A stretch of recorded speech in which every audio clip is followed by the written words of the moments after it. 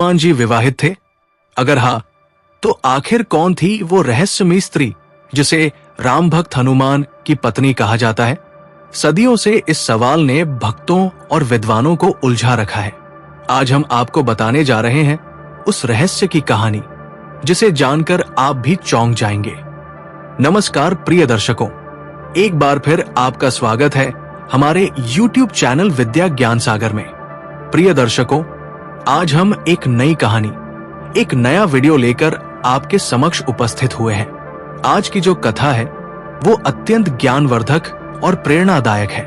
कथा आरंभ करने से पहले आपसे एक विनम्र निवेदन है। शास्त्रों में कहा गया है कि अधूरी छोड़ी गई कथा दुख और पाप का कारण बनती है, इसलिए इसे अंत तक अवश्य सुने।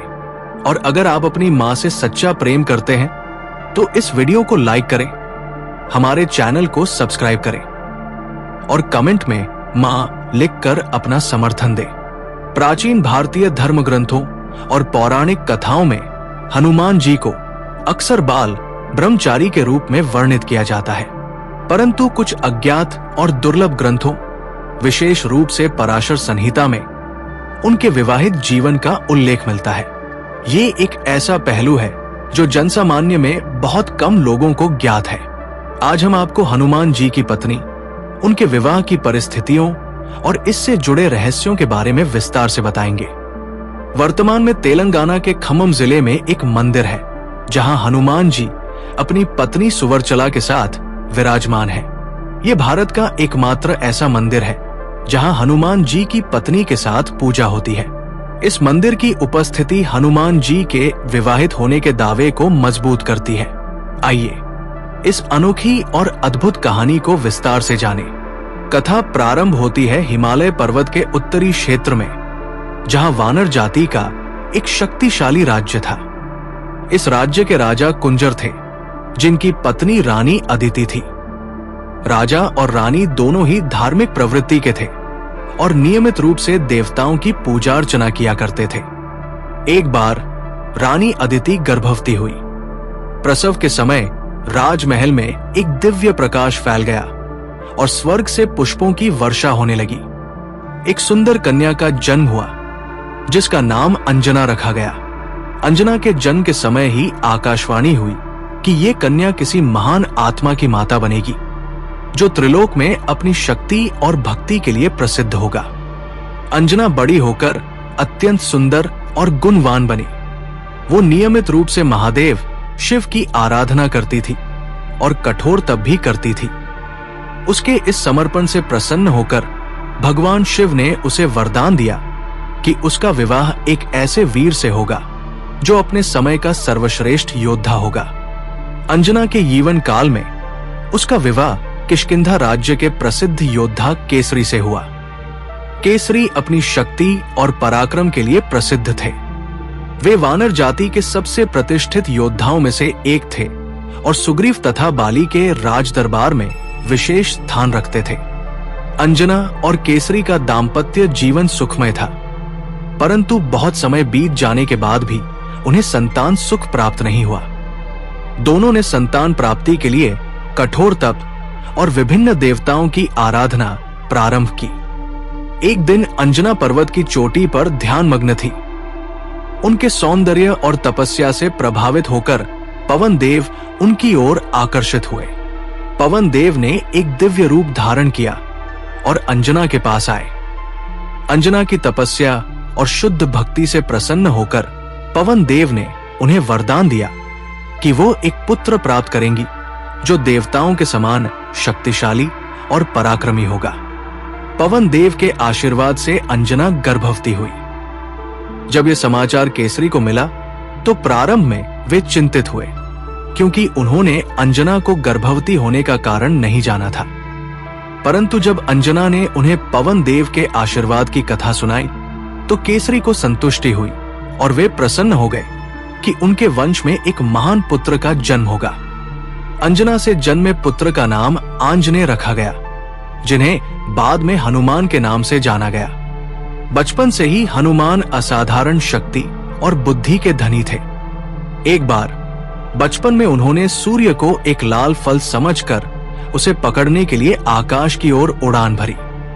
यह घटना देवताओं को चिंतित कर गई और इंद्र ने अपने वज्र से हनुमान पर प्रहार किया, जिससे उनका जबड़ा हनु टूट गया। इसी कारण से उन्हें हनुमान नाम से जाना जाने लगा। पवन देव इस घटना से क्रोधित होकर वायु के प्रवाह को रोक दिए, जिससे सभी प्राणी श्वास लेने में कष्ट अनुभव करने लगे। देवताओं ने ब्रह्मा, विष्णु और महेश से प्रार्थना की, जिसके परिणाम स्वरूप सभी देवताओं ने मिलकर हनुमान को विभिन्न वरदान दिए, जिसमें अमरत्व, इच्छानुसार रूप धारण करने की शक्ति और अन्य अद्भुत शक्तियां शामिल थी। युवावस्था में पहुंचने पर हनुमान ने अपना अधिकांश समय तपस्या और अध्ययन में व्यतीत किया। वे वेदों और शास्त्रों के अध्ययन में निपुण हो गए और अपनी शक्तियों का विकास करने के लिए नियमित रूप से कठोर तप करते थे। हनुमान ने ब्रह्मचर्य का व्रत धारण किया और भगवान राम के भक्त बन गए। हनुमान की तपस्या और भक्ति से प्रभावित होकर विभिन्न देवता उन्हें और अधिक शक्तियां प्रदान करना चाहते थे, परंतु हनुमान ने सदैव विनम्रता से कहा कि भगवान राम की भक्ति ही उनके लिए सबसे बड़ा वरदान है। जब हनुमान युवा हुए तो उन्होंने विद्या प्राप्ति के लिए सूर्य देव को अपना गुरु बनाने का निश्चय किया। सूर्य देव सदैव गतिशील रहते हैं, इसलिए हनुमान ने उनके साथ चलते चलते विद्या प्राप्त करने का निर्णय लिया। हनुमान ने अपना मुख पूर्व दिशा की ओर करके और सूर्य की ओर मुंह करके चलते चलते विद्या का अध्ययन किया। सूर्य देव के पास 9 प्रकार की विद्याएं थी: व्याकरण, ज्योतिष, ध्यान योग, नीति शास्त्र, तर्क शास्त्र, योग शास्त्र, अध्यात्म शास्त्र, वेदांत और काम शास्त्र। हनुमान ने 8 विद्याओं का अध्ययन कर लिया, परंतु काम शास्त्र, विवाह से संबंधित ज्ञान का अध्ययन नहीं किया, क्योंकि वे ब्रह्मचारी थे। सूर्य देव ने हनुमान से कहा कि नवी विद्या काम शास्त्र को प्राप्त करने के लिए उन्हें विवाहित होना आवश्यक है। हनुमान ने अपने ब्रह्मचर्य का हवाला देते हुए इसे अस्वीकार कर दिया। सूर्य देव ने तब एक रहस्य बताया कि कुछ विशेष विद्याएं ऐसी हैं जिन्हें केवल विवाहित व्यक्ति ही प्राप्त कर सकते हैं। सूर्य देव ने हनुमान को एक समाधान सुझाया। उन्होंने कहा कि वे अपनी तपस्या की शक्ति से एक कन्या का निर्माण करेंगे, जिसका विवाह हनुमान से हो सकता है। ये कन्या केवल औपचारिक रूप से हनुमान की पत्नी होगी और विवाह के बाद वे दोनों अपने अपने मार्गों पर चल सकते हैं। हनुमान अपनी भक्ति और तपस्या में और वो कन्या अपनी तपस्या में। इस प्रकार सूर्य देव ने अपनी दिव्य शक्तियों से एक सुंदर कन्या का निर्माण किया, जिसका नाम सुवर्चला रखा गया। सुवर्चला का अर्थ है सुंदर तेज वाली। वो अत्यंत तेजस्वी, सुंदर और गुणवान थी। सूर्य देव ने हनुमान और सुवर्चला का विवाह एक सरल समारोह में संपन्न कराया। Anything else? सर ये सारे है। चल झूठा। MK70 beige color with bottom storage. Baby is speechless. मैं भी। Happy parenting. Mini Club, the complete baby store. ये फोटो याद है? 26th October हमारी first date थी। 24th October. I remember it clearly. It was 29th October 2007, Wednesday, cafe holiday. मेरा बेटा। वैसे आप दोनों को भी लेना चाहिए। हमदर्द रोगनी बादाम शरीक बनाए दिमाग को शांत, ताकि आप करें कॉन्फिडेंस से ग्लो। विवाह के दौरान ये स्पष्ट समझौता हुआ कि ये केवल औपचारिक विवाह है, जिसका उद्देश्य हनुमान को काम शास्त्र की विद्या प्राप्त करने में सहायता करना है। विवाह के बाद सुवर्चला अपनी तपस्या में लीन हो गई और हनुमान अपने ब्रह्मचर्य व्रत पर अडिग रहे। विवाह के बाद हनुमान ने सूर्य देव से काम शास्त्र सहित सभी 9 विद्याओं का ज्ञान प्राप्त कर लिया। इस प्रकार पराशर संहिता के अनुसार हनुमान विवाहित होते हुए भी ब्रह्मचारी रहे। कुछ अन्य पौराणिक कथाओं के अनुसार हनुमान का एक और विवाह वरुण देव की पुत्री अनंग कुसुमा से हुआ था। ये कथा इस प्रकार है। रावण और वरुण देव के बीच एक युद्ध छिड़ गया था। वरुण देव की स्थिति कमजोर हो रही थी। उन्होंने हनुमान से सहायता मांगी। हनुमान ने रावण के विरुद्ध वरुण देव का पक्ष लिया और उन्हें विजय दिलाई। इस सहायता से प्रसन्न होकर वरुण देव ने हनुमान को पुरस्कार स्वरूप अपनी पुत्री अनंग कुसुमा का हाथ प्रदान किया। हनुमान ने ब्रह्मचारी होने का हवाला देकर इसे अस्वीकार करना चाहा, परंतु वरुण देव ने आग्रह किया कि ये केवल औपचारिक विवाह होगा और दोनों अपने अपने व्रतों पर अडिग रह सकते हैं। अंततः हनुमान ने वरुण देव के आग्रह को स्वीकार किया और अनंग कुसुमा से विवाह कर लिया। विवाह के बाद अनंग कुसुमा भी तपस्या में लीन हो गई और हनुमान अपने ब्रह्मचर्य व्रत पर दृढ़ रहे। कुछ दुर्लभ ग्रंथों में हनुमान के तीसरे विवाह का भी उल्लेख मिलता है, जो रावण की पौत्री सत्यवती से हुआ था। ये कथा इस प्रकार है। जब हनुमान लंका में सीता माता की खोज कर रहे थे तो वे रावण के महल में भी गए। वहां उन्होंने रावण की एक पौत्री सत्यवती को देखा, जो अत्यंत सुंदर और धार्मिक प्रवृत्ति की थी। सत्यवती ने हनुमान की वीरता और भक्ति से प्रभावित होकर उन्हें सीता माता के बारे में महत्वपूर्ण जानकारी प्रदान की।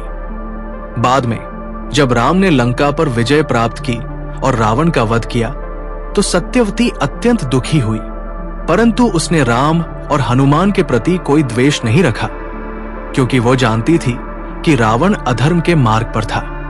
राम ने सत्यवती की इस निष्पक्ष और धार्मिक सोच से प्रसन्न होकर उसे आशीर्वाद दिया और हनुमान से उसका विवाह करने का प्रस्ताव रखा।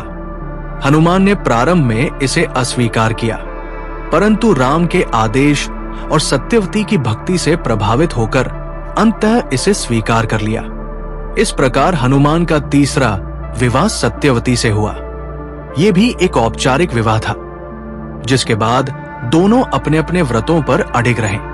हनुमान बाल ब्रह्मचारी थे, फिर भी उनका एक पुत्र था जिसका नाम मकरध्वज था।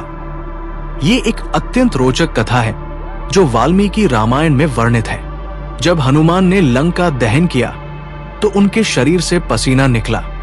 लंका दहन के बाद जब हनुमान समुद्र में स्नान कर रहे थे तो उनके शरीर से निकला हुआ पसीना समुद्र में गिरा।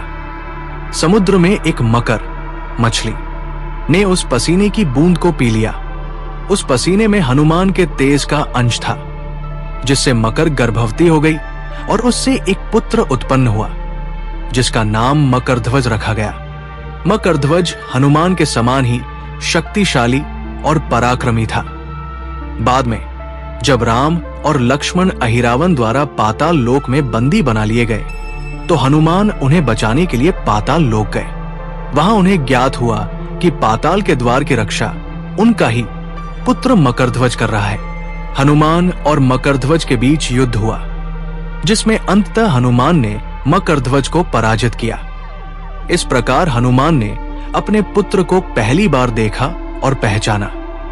आज भी तेलंगाना के खम्मम जिले के एलंदू गांव में श्री सुवर्चला सहित हनुमान मंदिर स्थित है, जहां हनुमान और उनकी पत्नी सुवर्चला की एक साथ पूजा होती है। ये भारत का एकमात्र ऐसा मंदिर है जहां हनुमान की पत्नी के साथ पूजा होती है। इस मंदिर से जुड़ी एक मान्यता है कि जो दंपति इस मंदिर में दर्शन करते हैं, उनके वैवाहिक जीवन के संघर्ष और तनाव दूर हो जाते हैं। ग्लो का क्रेज नया नहीं है, पुराना। ये 80s। असली ग्लो बेसन से आता है बेटा। दादी ने चारों तरफ से घिस दिया है। उनके संघर्ष और तनाव दूर हो जाते हैं। ये मंदिर हैदराबाद से लगभग 220 किलोमीटर की दूरी पर स्थित है और भक्तों के लिए एक महत्वपूर्ण तीर्थ स्थल है।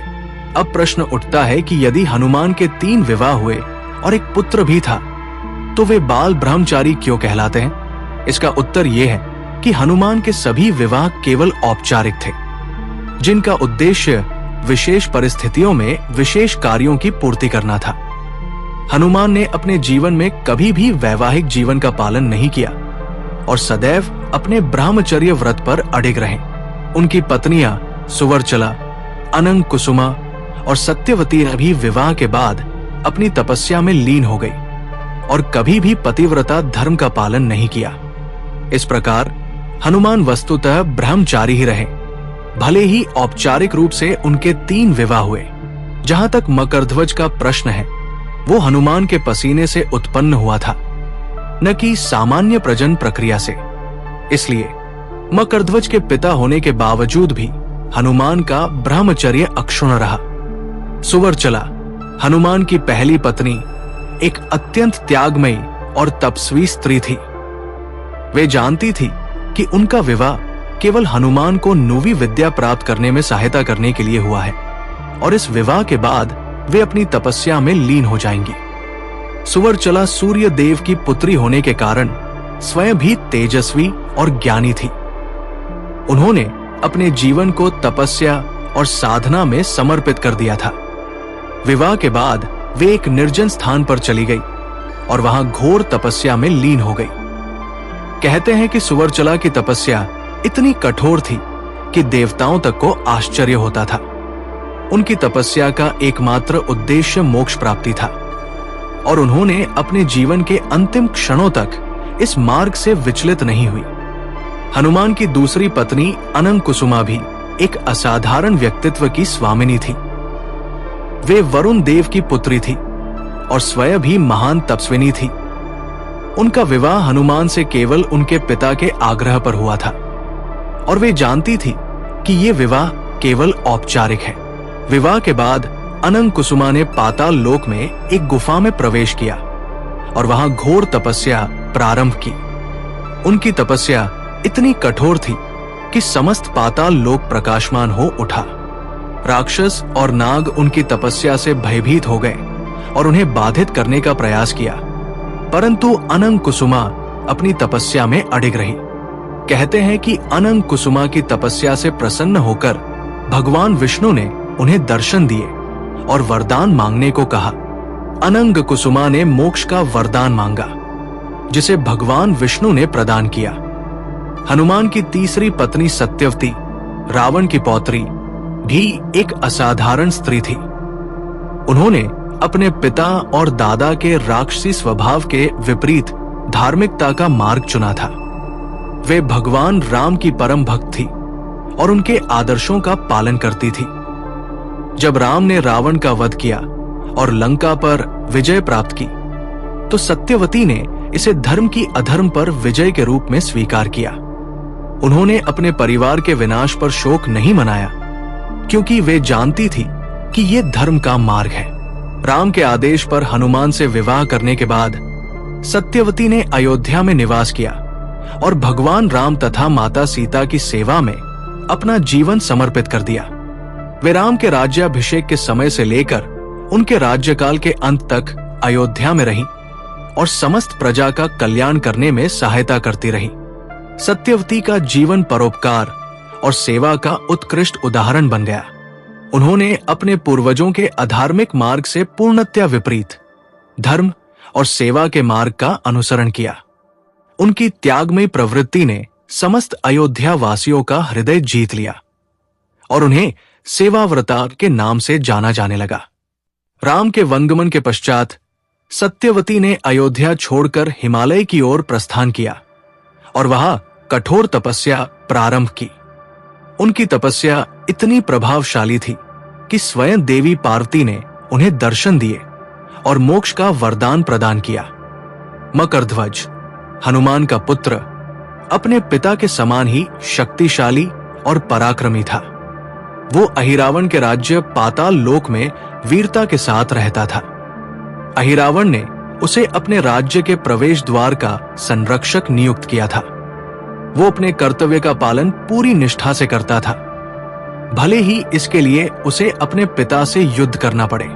जब हनुमान ने पाताल लोक में प्रवेश करके मकरध्वज को पराजित किया, तब उन्होंने अपने पुत्र की वीरता और कर्तव्यनिष्ठा की प्रशंसा की। हनुमान ने मकरध्वज को आशीर्वाद दिया और उसे अपने साथ राम की सेवा में आने का निमंत्रण दिया। मकरध्वज अपने पिता के साथ अयोध्या लौट आया और राम के राज्य में एक महत्वपूर्ण स्थान प्राप्त किया। उसकी वीरता और शक्ति से प्रभावित होकर राम ने उसे अयोध्या की सुरक्षा का महत्वपूर्ण दायित्व सौंपा। कालांतर में मकरध्वज ने अपने पिता के मार्ग का अनुसरण करते हुए ब्रह्मचर्य व्रत धारण किया और भगवान राम की भक्ति में अपना जीवन समर्पित कर दिया। वो अपने पिता हनुमान के साथ मिलकर राम भक्ति का प्रचार करने लगा। कैसा रहेगा अगर आपका ड्राइविंग लाइसेंस आपके फ़ोन से ही बन जाए। मैं आपको अपनी पर्सनल स्टोरी बताता हूँ। मुझे ड्राइविंग लाइसेंस बनवाना था और मैं सीधे आरटीओ चला गया। वहाँ पर जो बाबू होता है वो मुझसे कह रहा है कि पैन कार्ड ले आओ, आधार कार्ड ले आओ, बिजली का बिल ले आओ। और वहाँ पर एक भाई साहब एजेंट मिले, वो कह रहे हैं कि वो पूरा काम करके देंगे लेकिन उनको 1500 रुपये फीस चाहिए। फिर मुझे पता चला कि ड्राइविंग लाइसेंस बनवाने के लिए और अनेक लोगों को राम के मार्ग पर लाया। आज भी भारत के विभिन्न भागों में हनुमान और उनकी पत्नियों की पूजा होती है। विशेष रूप से तेलंगाना के खम्मम जिले का श्री सुवरचला सहित हनुमान मंदिर प्रसिद्ध है, जहां हनुमान और सुवरचला की एक साथ पूजा होती है।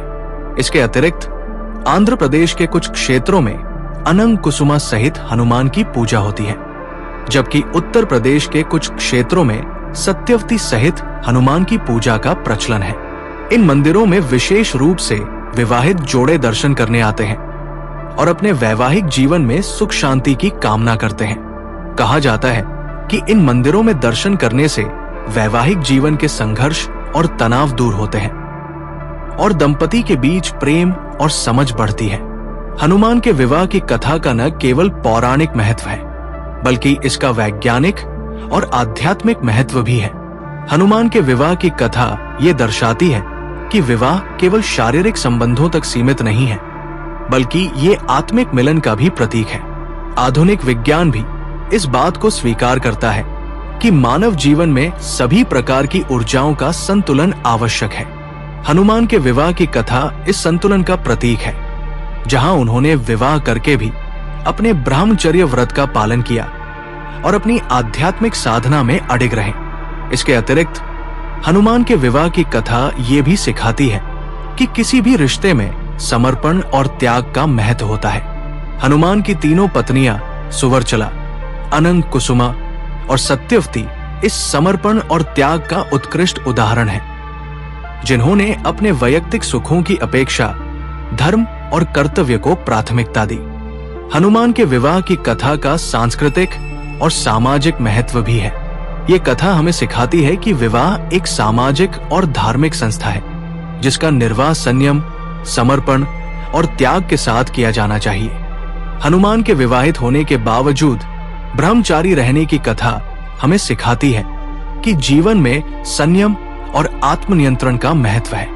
ये कथा ये भी दर्शाती है कि विवाह केवल शारीरिक आकर्षण पर आधारित नहीं होना चाहिए, बल्कि इसमें आध्यात्मिक और मानसिक संबंधों का भी महत्व है।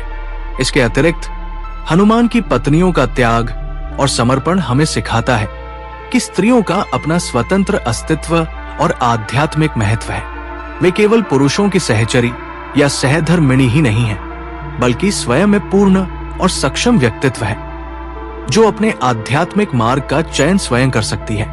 हनुमान की राम भक्ति विश्व प्रसिद्ध है। वे राम के सबसे निष्ठावान और समर्पित भक्त थे, जिन्होंने अपना समस्त जीवन राम की सेवा में समर्पित कर दिया। हनुमान के विवाहित होने के बावजूद उनकी राम भक्ति में कोई कमी नहीं आई, बल्कि उनकी पत्नियों ने भी उनकी भक्ति में सहयोग किया। सुवरचला, अनंग कुसुमा और सत्यवती तीनों ही राम की भक्त थी और उन्होंने हनुमान की राम भक्ति में कभी बाधा नहीं डाली, बल्कि उसे और प्रोत्साहित किया। उन्होंने स्वयं भी राम और सीता की सेवा में अपना जीवन समर्पित कर दिया और हनुमान के साथ मिलकर राम भक्ति का प्रचार किया। ये कथा हमें सिखाती है कि वैवाहिक जीवन और आध्यात्मिक साधना एक दूसरे के विरोधी नहीं है, बल्कि एक दूसरे के पूरक हो सकते हैं, यदि दोनों पक्ष एक दूसरे के लक्ष्यों और आदर्शों का सम्मान करें और उनमें सहयोग करें। आधुनिक संदर्भ में हनुमान की पत्नियों की कथा हमें अनेक महत्वपूर्ण शिक्षाएं देती है। ये कथा हमें सिखाती है कि स्त्री पुरुष संबंधों में समानता, सम्मान और स्वतंत्रता का महत्व है। हनुमान ने अपनी पत्नियों के निर्णयों और आध्यात्मिक मार्ग का सम्मान किया और उन्हें अपने मार्ग पर चलने की स्वतंत्रता दी। इसी प्रकार हनुमान की पत्नियों ने भी हनुमान के निर्णयों और आध्यात्मिक मार्ग का सम्मान किया और उन्हें पूर्ण समर्थन दिया। ये आपसी सम्मान और समझ ही स्वस्थ और सुखी वैवाहिक जीवन का आधार है। इसके अतिरिक्त हनुमान की पत्नियों का त्याग और समर्पण आधुनिक स्त्रियों को प्रेरणा देता है कि वे अपने अस्तित्व और आत्मसम्मान को बनाए रखते हुए अपने परिवार और समाज के प्रति अपने कर्तव्यों का निर्वाह करें। अंत में हनुमान की पत्नियों की कथा हमें ये भी सिखाती है कि आध्यात्मिक विकास और मोक्ष प्राप्ति का मार्ग सभी के लिए खुला है, चाहे वे पुरुष हो या स्त्री, विवाहित हो या अविवाहित। महत्वपूर्ण है अपने चुने हुए मार्ग पर दृढ़ता और समर्पण के साथ चलना। इस प्रकार हनुमान की पत्नियों की कथा हमारे प्राचीन ग्रंथों और पौराणिक कथाओं का एक महत्वपूर्ण और अनमोल रत्न है, जो हमें आज भी अनेक महत्वपूर्ण जीवन मूल्य और शिक्षाएं प्रदान करती है। इतिहास और पौराणिक कथाओं में हनुमान की पत्नियों की कहानियां अक्सर पूरी तरह से प्रकट नहीं होती, लेकिन वे हमें सिखाती है कि प्रेम, समर्पण और आध्यात्मिक विकास एक दूसरे के विरोधी नहीं बल्कि पूरक हो सकते हैं। हनुमान और उनकी पत्नियों की कथा इस बात का प्रमाण है कि जीवन में संतुलन, समझ और परस्पर सम्मान से ही सच्चा सुख और शांति प्राप्त होती है। प्रिय दर्शकों, इस प्रेरणादायक कथा के बारे में अपने विचार हमें कमेंट्स के माध्यम से जरूर बताएं। अगर यह आपको अच्छी लगी हो तो कृपया इसे लाइक करें और इसे अधिक से अधिक लोगों तक पहुंचाएं। साथ ही कमेंट बॉक्स में जय श्री राम लिखकर